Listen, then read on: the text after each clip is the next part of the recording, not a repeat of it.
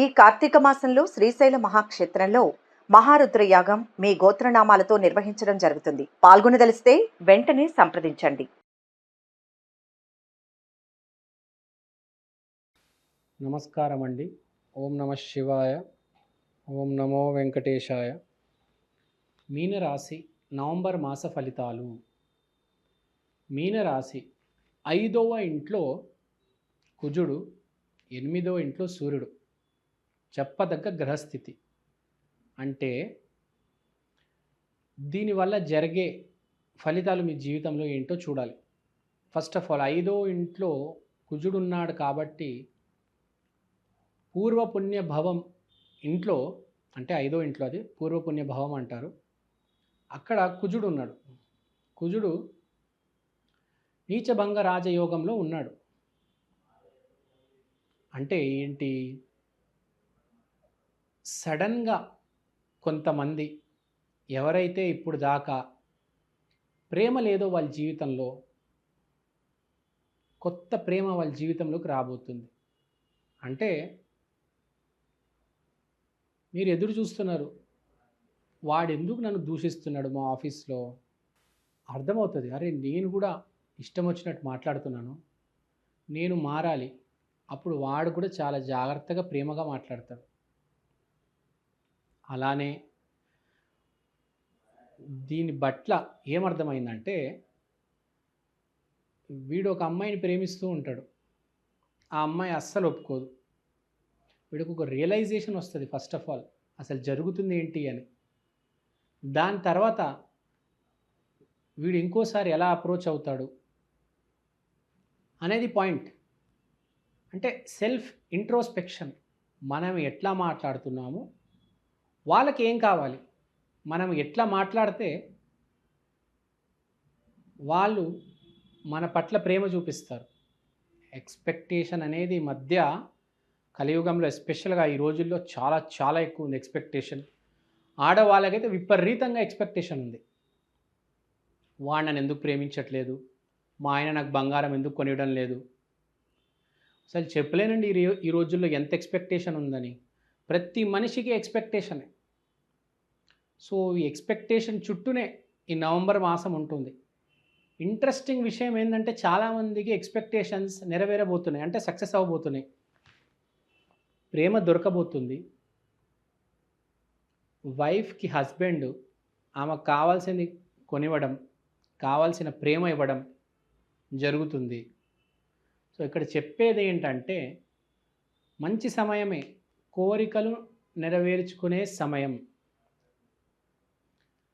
అలా అని చెప్పేసి మీరు మీ భాగ్యస్థానంలో బుధుడు ఉన్నాడు అని చెప్పేసి ఏది పడితే మ్యానిపులేషన్ చేసి అన్నీ అడిగే మాకండి. మీకు ఏది అవసరమో, ఏది మీరు జాగ్రత్తగా చూసుకోలేరు అదే అడగండి. శుక్రుడు భాగ్యస్థానంలో ఉన్నాడు, అతను చూస్తూ ఉంటాడు, గమనిస్తూ ఉంటాడు ఏం జరుగుతుంది అనేది. సో మీరు ఒక జాబ్ చేసే మనిషి కావచ్చు, మీ ఆఫీస్లో కూడా మీకు ఉంటుంది, ఈ మనిషిని మాట వినాలి, ఈ మనిషి నేను చెప్పేటట్టు చేయాలి. అలానే వ్యాపారం చేసేవాడు కూడా ఏమనుకుంటాడు, కస్టమర్ వచ్చి ఈ ప్రోడక్ట్ కొనుకెళ్ళిపోవాలి, ఈ ప్రోడక్ట్ మొత్తం అవగొట్టేయాలి, నేను ఈ సరుకు అంతా అమ్మేయాలి, ఎంత తొందరగా అయితే అంత తొందరగా నా డబ్బులు నేను తెచ్చేసుకోవాలి. ఇవన్నీ వ్యాపారం చేసే వాళ్ళకి, జాబ్ చేసే వాళ్ళకి ఉంటాయి. అలానే భార్య భర్తలకు కూడా కొన్ని కోరికలు ఉంటాయి. సో ప్రతిదానికి ఒక కండిషన్ ఉన్నట్టు ఈసారి కూడా మీకు ఒక కండిషన్ ఉంటుంది.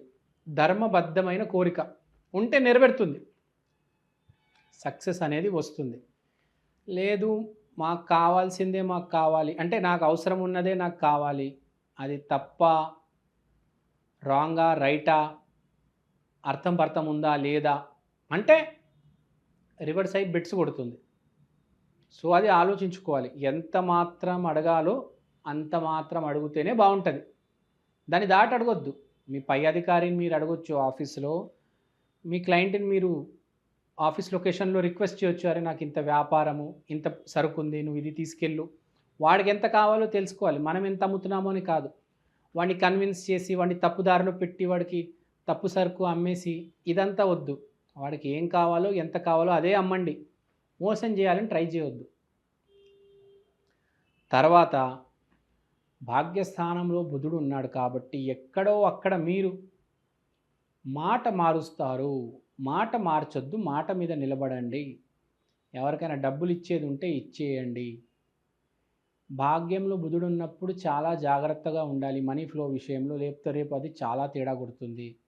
ఎవరికి ఏది కావాలో అది ఇచ్చేయండి, మీకు కావాల్సింది మీరు తీసుకోండి. మ్యానిపులేషన్ చేయడానికి ట్రై చేయొద్దు. మ్యానిపులేషన్ చేయడానికి ట్రై చేస్తే చాలా డ్యామేజ్ జరుగుతుంది. ఇప్పటికిప్పుడే జరుగుతుంది. ఎందుకంటే స్థితికారకుడు విష్ణుమూర్తి, అతను భాగ్యస్థానంలో ఉన్నాడు కాబట్టి ఇప్పుడే రిజల్ట్ ఇచ్చి పడేస్తాడు. అది కాకుండా కార్తీక మాసం శివుడు ఆజ్ఞ ఉంటుంది, చాలా ఘోరంగా శిక్షిస్తాడు. మంచి చేస్తే కూడా భోలాశంకరుడు అప్పటికప్పుడే వరాలు ఇచ్చేస్తాడు. సో చాలా జాగ్రత్తగా ఉండాలి. సరైన దారిలో వెళ్తే వరాలే వరాలు, తప్పు దారిలో వెళ్ళి మోసం చేస్తే ఇప్పుడే పగిలిపోతుంది. సో పేరు ప్రఖ్యాతి అనేది కూడా రావడం జరుగుతుంది, అది గుర్తుపెట్టుకోవాలి. తర్వాత ఒక ఆడమ్మాయి వల్ల పేరు ప్రఖ్యాతి వస్తుంది, గుర్తుపడతాడు సొసైటీలో మిమ్మల్ని. తర్వాత మోస్ట్ ఇంపార్టెంట్ పరిహారాలు అయితే చేసుకోవాలి. ఏ పరిహారం చేసుకుంటే బాగుంటుంది? మొదటిగా నిజాయితీగా ఉండండి. మంత్రము, పరిహారము, పూజలు, రెమెడీలు ఇవన్నీ చెప్తాను, కానీ ముందు నిజాయితీగా ఉండండి, లేకపోతే ఏది పనిచేయదు. సరే మీరు నిజాయితీగా ఉన్నారంటే ఇప్పుడు మీకు మంత్రం చెప్తాను. గురు దత్తాత్రేయ, శ్రీ గురుదత్త, జయ గురుదత్త. మీనరాశి వాళ్ళు చేసుకోవాల్సిన ఏకైక మంత్రం శ్రీ గురుదత్త, జయ గురుదత్త. దత్త పీఠంకి వెళ్ళండి, దత్త దేవాలయానికి వెళ్ళండి. అక్కడ కూర్చొని కొంతసేపు కూర్చోండి, ఒక గంట కూర్చొని సాధన చేయండి. 5 నిమిషాలు దర్శనం అయిపోయిందా, మేము వెళ్ళిపోతాం, మాల్కి వెళ్ళిపోతాం, సినిమాకి వెళ్ళిపోతామంటే అవదు. ఒక గంట కూర్చోవండి, దత్త చరిత్ర చదవండి, ఇంట్లో కూర్చొని కనెక్ట్ అవ్వాలి మీరు దత్తుడితో. జీవితం మారిపోతుంది, మెగా సక్సెస్ వస్తుంది. దత్తుడు అనుగ్రహం ఉంటే వాడిని ఎవ్వడు ఆపలేడు, గుర్తుపెట్టుకోండి. టైంపాస్ చేయొద్దు జీవితంలో, సీరియస్నెస్. పోనీ సీరియస్నెస్ ఎలా తెచ్చుకోవాలో కూడా దత్తుడిని అడగండి.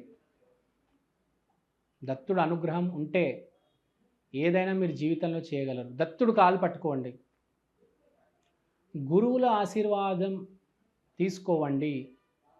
ఎవరిని దూషించవద్దు, ఎవరిని తక్కువ చేసి మాట్లాడొద్దు. ఈ ధనస్సు రాశి వాళ్ళు, మీనరాశి వాళ్ళని వేరే వాళ్ళని తక్కువ చేసి మాట్లాడతారు, చాలా జాగ్రత్త. అది మాత్రం అస్సలు చేయొద్దు, కర్మనే కాలిపోతుంది. సో నేను చెప్పిన రెమెడీస్ చేసుకోండి, దత్తుడు అనుగ్రహం పొందండి. కుదిరితే గుమ్మడికాయ దీపం పెట్టుకోవండి. అమావాస్య రోజు దీపావళి గుమ్మడికాయ దీపం పెట్టండి, అతి అద్భుతంగా ఉంటుంది. సర్వే జన సుఖినో భవంతు. శ్రీమాత్రే నమః.